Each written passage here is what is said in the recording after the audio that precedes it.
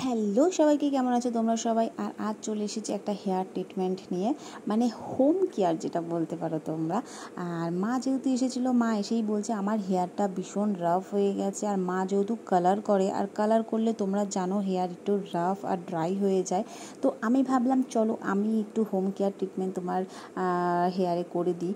আর এখানে যেটা দেখছো তোমরা, সেটা হচ্ছে মেথি আর ফ্ল্যাক্সিড। আমি ওভারনাইট ভিজিয়ে রেখেছিলাম, তার পরের দিন সকালবেলায় আমি এটাকে ভালো করে ফুটিয়ে ফুটিয়ে জেলে পরিণত করেছিলাম। হ্যাঁ, ভালো করে ফুটিয়ে ফুটিয়ে জেলে পরিণত করার পর এই মাস্কটা রেডি হয়ে গেছিলো।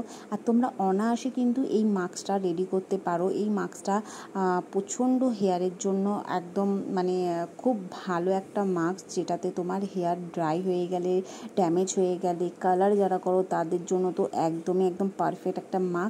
তোমাদের পার্লারে কিংবা স্যালনে যাওয়ার কোনো দরকার নেই, বাড়িতে বসেই এরকম একটা স্পা তোমরা করে নিতে পারো।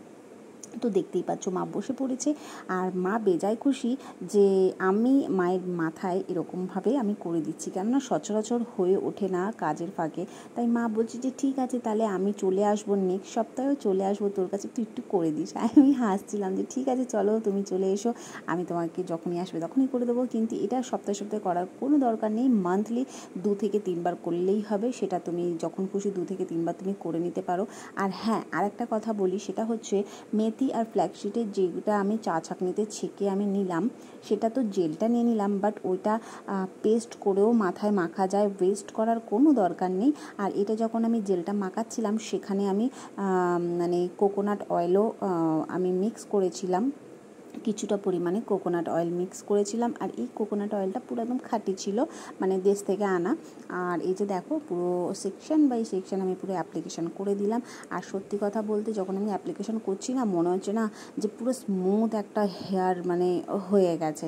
কিন্তু ওয়াশ করার পর তোমরাও দেখো রেজাল্টটা কেমন হয়।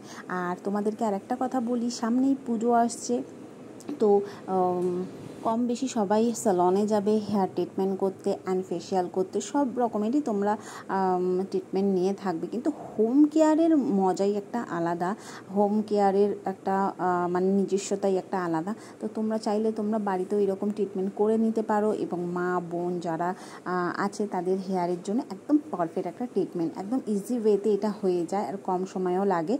আর এটা রাখতে হয় প্রায় 1 ঘন্টা মতন রেখে দিতে হবে। আর এটা আমি রেখে দিয়েছিলাম, মাকে বলেছিলাম 1 ঘন্টা মতন রেখে দাও, তারপরে একদম শ্যাম্পু করে নাও। বাট শ্যাম্পু করার পর রেজাল্টটা আরও অসাধারণ এসেছিলো। মায়ের হেয়ারটা একদম সফট হয়ে গেছিলো, আর দেখতেই পাচ্ছ মায়ের হেয়ারটা একদম কার্লি। তো পুজো সামনেই আসছে, ঝটপট করে এরকমভাবে মাস্ক রেডি করো, নিজেদের হেয়ারে অ্যাপ্লাই করো, আর রেজাল্ট অবশ্যই জানিও। তো চলো আজকের ভিডিওটা এখানেই।